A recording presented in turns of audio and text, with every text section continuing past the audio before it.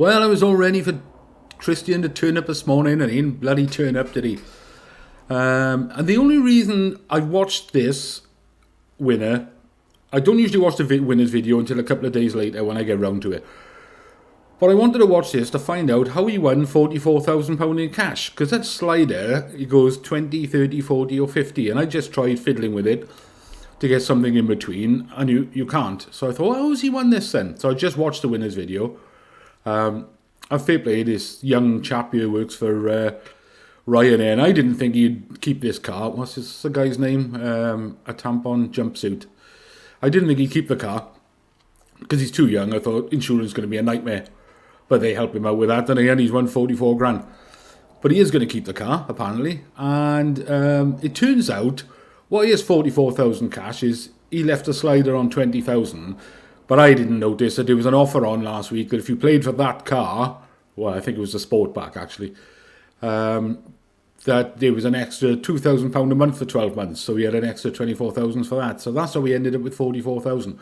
But that's the only reason I watched it already, because I was baffled by how he could have 44,000 cash as well as a car. Anyway, enough of that nonsense. Well done to the winner. Where was I? There was I. Just about, I think that's zone 3. Yeah, it looks like zone 3 to me. What was I going to say? See, now I had this guy's line of sight more or less spot on again. Every week I'll get one of them spot on, or very close. But it always drops a clanger with the other one. The only reason I went as high as I did was because, to me, looking at this guy here, he's looking much lower than where I've gone. But I guessed that some of the judges would go higher. So that's the only reason I put mine up higher in the first place. And then it turned out that it was, if I remember rightly, it was quite close to the average. So I sort of left it in that area where I was. So, yeah, it's frustrating I can get one of them in the right direction, but I can never get two of them in the right direction. Otherwise, I'd win. Right, so have a look at what the judges did then. Right, here's the judges. 8 of them again this week. Matt's in charge. He's in the hot seat. Interesting to note, I'm a bit surprised at this one all the way out here on the left. I don't know whose it is. Because you got a clear view of this one eye, and he's clearly looking quite steep. And I think that's reflected by the fact that most of the judges, if you look at these 6 on the right-hand side, have gone up in this direction. Certainly 5 have gone up all roughly in the same sort of direction, because he is looking quite steep. I wouldn't have thought he was, you could think he's looking on. Certainly this one all the way over on the left. That seems to be far much. But they've left them in. I've looked at the results. They've left them all in. My thing is, like I said, with this guy in the right here, he's looking quite low. He's looking down here. But I suspected that some of the judges would go higher up, which is why I went higher up. But I'm not sure this is a result they've taken. They haven't taken anybody out.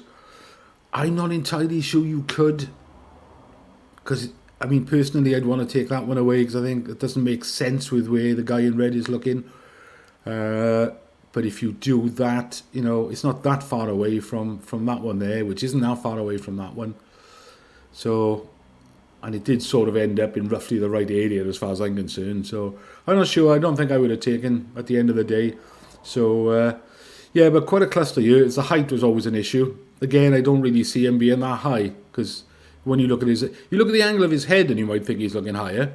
But when you actually look at his eyeball, he's looking down here somewhere.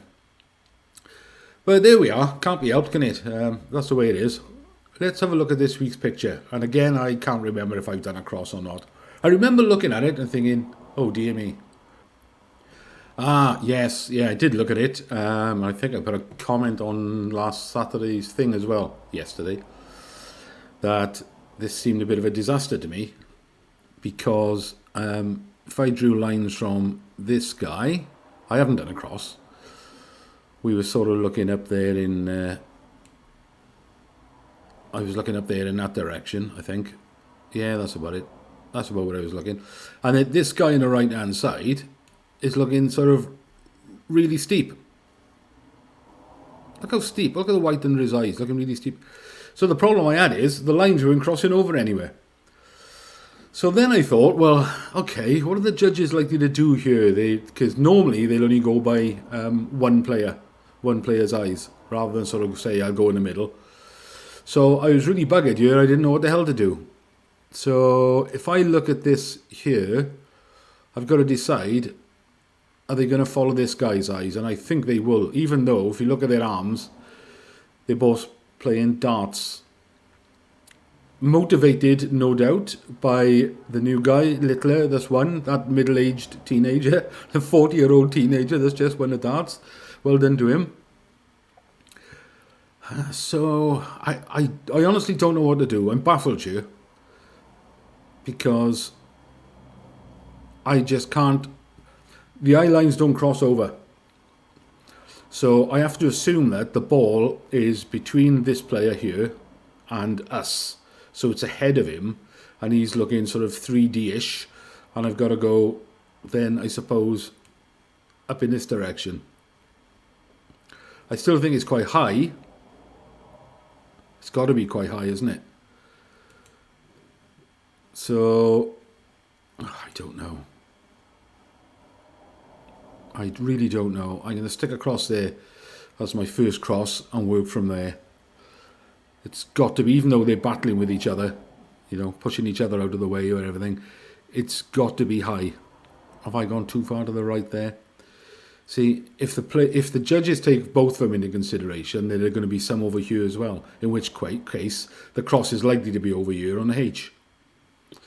I'm baffled. I'm going to have to spend hours on this to figure out where to go. So in the meantime, I'm just going to post that as the first cross. And you know, if you tell me, oh, you're way too far to the left or way too high, I'd agree with you. Yeah, I probably am. So I want to see what your play is on this, guys, because I really don't have a clue.